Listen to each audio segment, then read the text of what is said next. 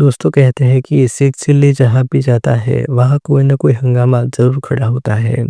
उसकी मासूमियत और नादानी ही उसकी सबसे बड़ी पहचान थी। आज की कहानी में भी उसकी ऐसी हरकतें देखने को मिलेंगी, जिन्हें सुनकर आप हँसी भी नहीं रोक पाएँगे और सोच में भी पड़ जाएँगे। एक दिन शेख चिल्ली बीमार हो गया। उसके गाँव से लगभग 2 मील दूर शहर में हकीम साहब रहते थे। इलाज करवाने के लिए शेख चिल्ली किसी तरह वहाँ पहुँच गया।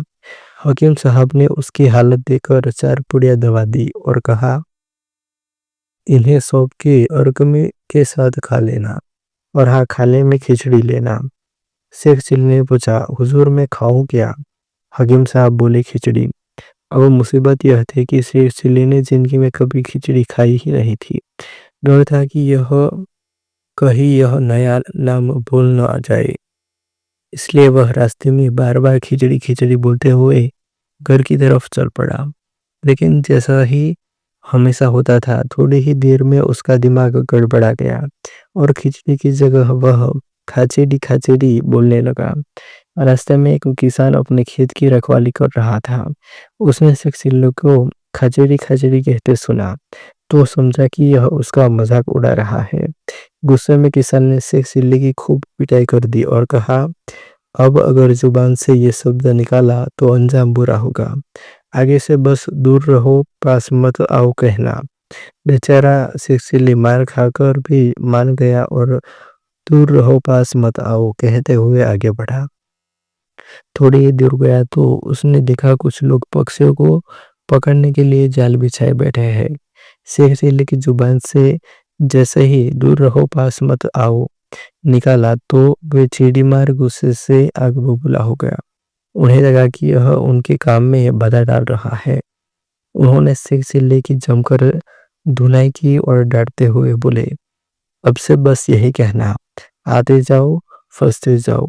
बेचारा शेख चिल्ली एक बार फिर पीट कर आगे बढ़ा और अब जाओ फंसते जाओ बोलता रहा। थोड़ी दूर चला तो सामने से कुछ चोर आ रहे थे। शेख चिल्ली ने आदतन वही शब्द कह दिए, आते जाओ फंसते जाओ। चोरों को लगा कि यह उनकी पोल खोल रहा है।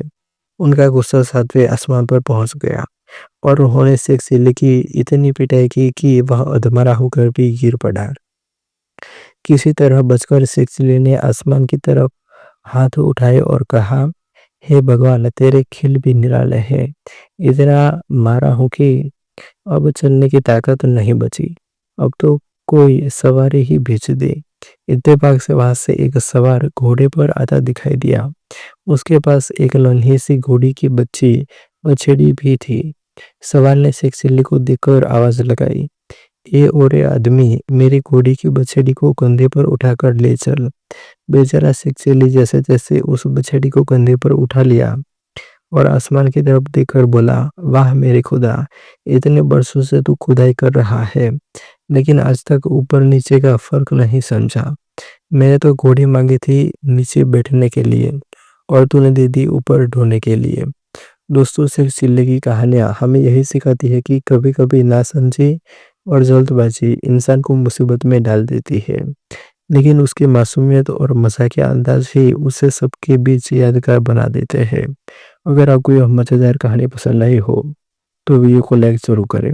ऐसे ही और कहानियाँ सुनने के लिए चैनल को सब्सक्राइब करके नोटिफिकेशन बेल दबा लीजिए। कमेंट में लिखकर बताइए शेख चिल्ली की कौन सी बात आपको सबसे मज़ेदार लगी।